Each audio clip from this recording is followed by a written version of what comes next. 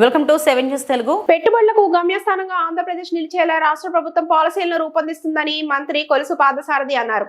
AP electronics తయారీ పాలసీకి మంత్రివర్గం ఆమోదం తెలిపిందని చెప్పారు. దీని ద్వారా పరిశ్రమలకు కేంద్ర రాష్ట్ర ప్రభుత్వాల నుంచి ప్రోత్సాహకాలు లభిస్తాయని తెలిపారు. కేబినెట్ సమావేశంలో తీసుకున్న నిర్ణయాలను మంత్రి మీడియాకు వెల్లడించారు.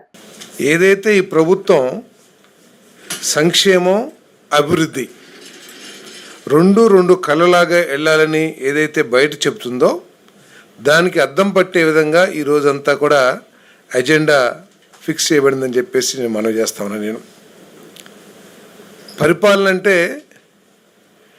కేవలం బటన్ నొక్కటమో లేకపోతే ప్రజల్ని భావోద్వేగంలోకి తీసుకువెళ్ళి వాళ్ళని మెస్మరైజం చేయటమో మనకున్న ఆకర్షణ శక్తి ద్వారా అలా కాకుండా ఒక నిర్దిష్టమైన ఆలోచనతో ఒక విజన్తో ఈ రాష్ట్ర భవిష్యత్తుకి పునాదులు వేయాలనే ఏదైతే లక్ష్యం ఏదైతే ఉందో ఈరోజు క్యాబినెట్లో చాలా స్పష్టంగా అర్థమైందని చెప్పేసి కూడా మనం చేస్తాను.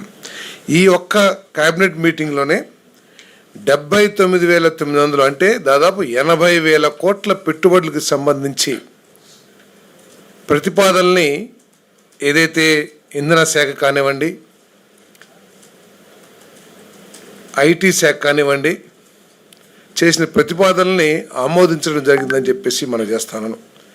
ఈ పెట్టుబడుల ద్వారా దాదాపు 1,25,000 1,50,000 1,25,000 ఎంప్లాయ్మెంట్ కూడా జనరేట్ కాబోతుందని చెప్పేసి కూడా ఈ సందర్భంగా నేను మనవి చేస్తా ఉన్నాను. భవిష్యత్తులో దేశంలో పెట్టుబడిదారులందరూ కూడా అంటే పారిశ్రామికవేత్తలు కానివ్వండి, సాఫ్ట్వేర్లో కానివ్వండి, వాళ్ళందరికీ అల్టిమేట్ డెస్టినేషన్ ఆంధ్రప్రదేశ్ అయ్యే విధంగా ఈరోజు మరి ఈ ప్రభుత్వం పాలసీలు తీసుకురావడం కానివ్వండి, ఆ పాలసీలకు అనుగుణంగా వచ్చిన ప్రతిపాదనలు పెట్టుబడి ప్రతిపాదనలు ఏదైతే ఉందో వాటన్నిటిని కూడా ఆమోదించడం జరిగిందని చెప్పేసి ఈ సందర్భంగా నేను తెలియజేస్తా ఉన్నాను.